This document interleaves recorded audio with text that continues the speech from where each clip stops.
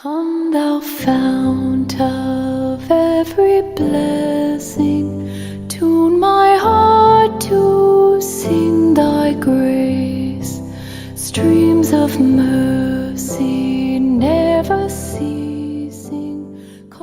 É preciso entrar em alguns pormenores sobre esse assunto. Quanto à pessoa de Deus, estamos tão longe de conhecê-lo o suficiente para nos instruir mutuamente a respeito dele, mediante palavras e expressões humanas, que formar qualquer conceito em nossa mente, usando imagens e impressões em geral empregadas para conhecer as demais coisas, é como fazer um ídolo, e assim adorar a um Deus criado por nós, não ao Deus que nos criou. Seria o mesmo que, e não menos ilícito, esculpi-lo na madeira ou pedra para formá-lo em nossa mente como um ser adequado ao nosso entendimento. A melhor ideia que possamos ter no tocante à pessoa de Deus é que não é possível ter ideia alguma a respeito dele. Nosso conhecimento do seu ser é muito inferior, quando não vai além de meramente constatar que não o conhecemos.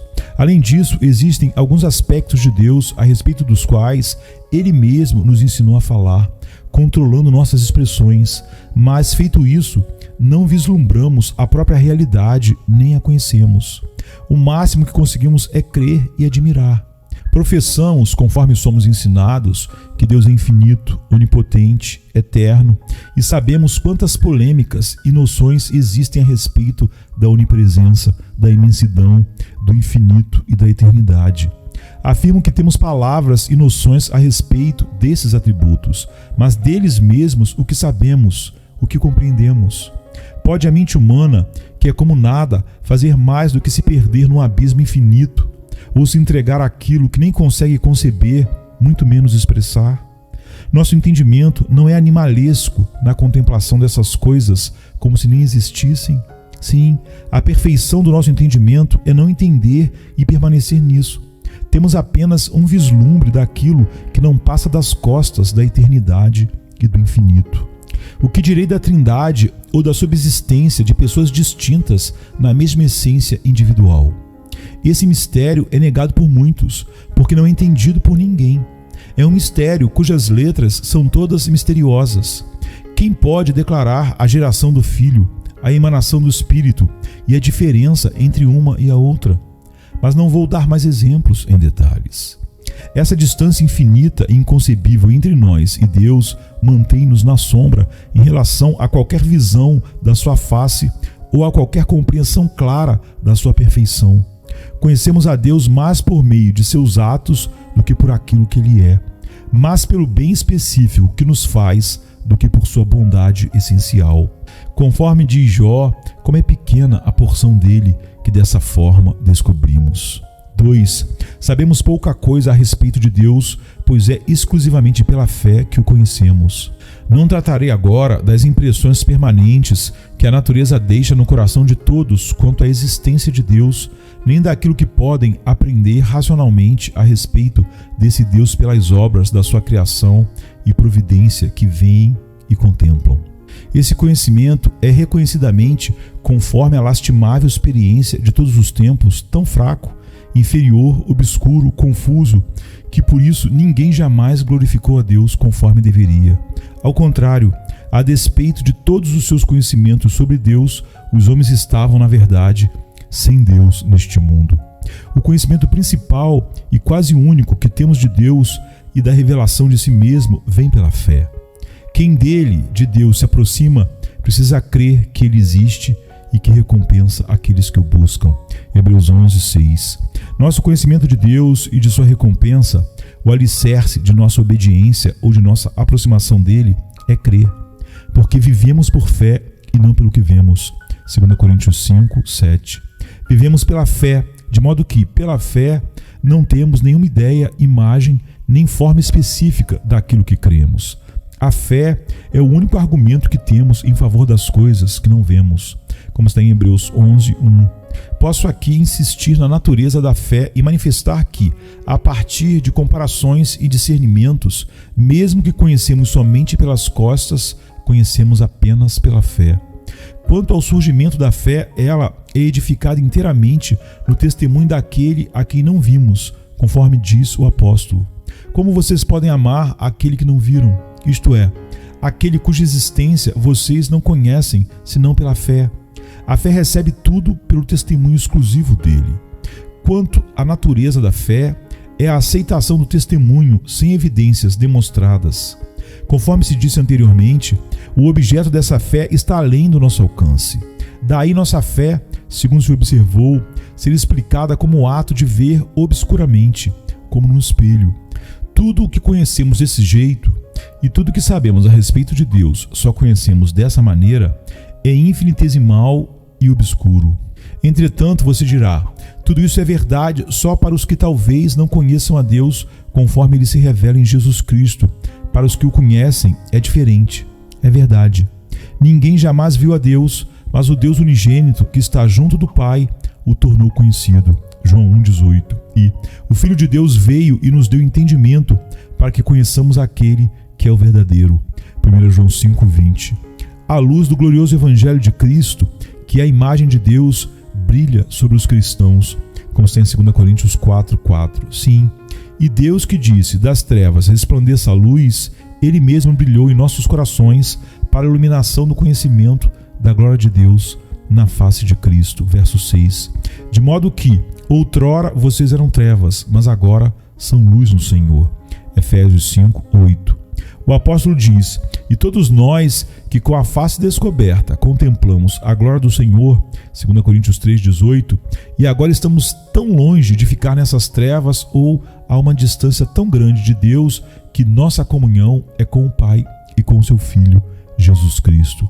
1 João 1:3. A luz do Evangelho, mediante a qual Deus agora é revelado, é gloriosa. Não uma estrela, mas o sol em sua beleza raiou sobre nós e o véu foi retirado do nosso rosto.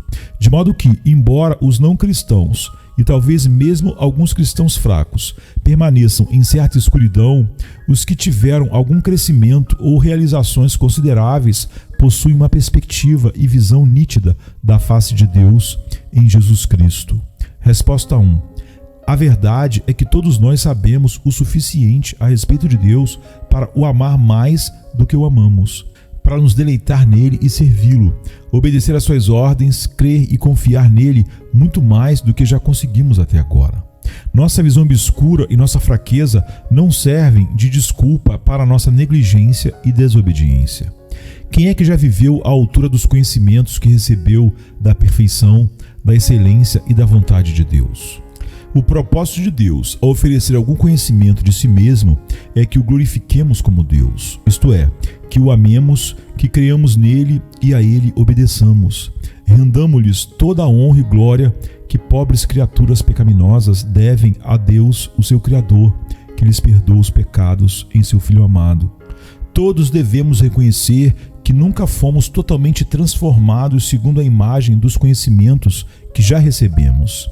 E se tivéssemos empregado bem nossos talentos, Deus nos teria confiado mais deles. Resposta 2. O conhecimento que temos de Deus pela revelação de Jesus Cristo no Evangelho excede em preeminência e em glória, principalmente em comparação com qualquer conhecimento de Deus obtido de outra forma ou outorgado na lei do Antigo Testamento, mera sombra de boas coisas, mas não sua imagem expressa. Disso, o apóstolo Paulo trata extensivamente em 2 Coríntios 3. Cristo agora, nesses últimos dias, revelou o Pai a partir do próprio coração, tornou conhecidos seus propósitos, sua mente e sua vontade muito mais clara e distintamente do que no passado, quando mantinha seu povo debaixo do treinamento da lei. É esse, na maior parte, o ensino pretendido nos trechos bíblicos antes mencionados. A outorga e a declaração clara e compreensível de Deus e da sua vontade no Evangelho são expressamente exaltadas em comparação com qualquer outro modo de se revelar. Resposta 3. A diferença entre os cristãos e os incrédulos no tocante ao conhecimento não se acha tanto no conteúdo nem no modo de conhecer. Alguns incrédulos talvez saibam mais e consigam dizer mais a respeito de Deus, de sua perfeição e de sua vontade do que muitos cristãos. Mas nada sabem do que deveriam, nada de maneira certa, nada de modo espiritual e salvífico, nada com luz santa e celestial. A excelência de um cristão não é ter ampla apreensão das coisas, mas sim aquilo que de fato compreende, talvez bem pouco, aquilo que vê à luz do Espírito de Deus, de forma salvífica e transformadora da alma. É isso o que nos dá comunhão com Deus, não a simples pesquisa investigativa, nem conceitos baseados em mera curiosidade. Resposta 4. Jesus Cristo, por sua palavra e Espírito, revela ao coração de todos os que lhe pertencem Deus, o Pai. O Deus da aliança, recompensador, e isso de modo totalmente suficiente para nos ensinar a obedecer-lhe aqui, nos levar à íntima comunhão com Ele e nele descansar, desfrutando-o por toda a eternidade. Mas segue ainda. Resposta 5. Apesar de tudo isso, o que conhecemos de Deus não passa de uma pequena porção. Só o vemos pelas costas. Porque a intenção de toda a revelação no Evangelho não é desvendar a essência da glória de Deus, a ponto de o vermos conforme Ele é, mas simplesmente declarar o fundamento suficiente para nossa fé, nosso amor, nossa obediência e nossa intimidade com Ele, ou seja, a fé que espera de nossa parte, acompanhada das devidas obras prestadas por pobres criaturas em meio a tentações. Quando, porém, Deus nos chamar à sua eterna admiração e contemplação, sem interrupção, terá uma nova maneira de revelar-se, e as coisas, na forma que agora existem, desaparecerão como sombra. B. Custa-nos entender o que está revelado na palavra e demoramos a crer. Deus nos mantém em nossa enfermidade e fraqueza, em contínua dependência dele, para acolhermos ensinos e revelações a respeito dele por meio da sua palavra. Nunca neste mundo, alma alguma alcançará a totalidade daquilo que pode ser deduzido e descoberto na Bíblia, de modo que, embora o caminho da revelação seja claro e evidente no Evangelho, sabemos pouco mesmo do que é revelado. Vamos agora relembrar a aplicação e o propósito dessas considerações. Será que a devida compreensão da inimaginável grandeza de Deus e da distância infinita entre nós e Ele encherá a alma de temor santo e reverente, a ponto de nenhuma concupiscência ser capaz de ali prosperar ou florescer? Que a alma se acostume a ter pensamentos reverentes sobre a grandeza e a onipotência de Deus, e assim permanecerá continuamente vigilante contra qualquer comportamento indevido. Pense no Deus com quem tem de se entender, pois nosso Deus é fogo consumidor. Humilhando-se diante da presença e do olhar dele, vai saber que sua natureza é por demais limitada para discernir com exatidão a essência da glória de Deus. Come, thou fount of every blessing, tune my heart to sing thy grace. Streams of mercy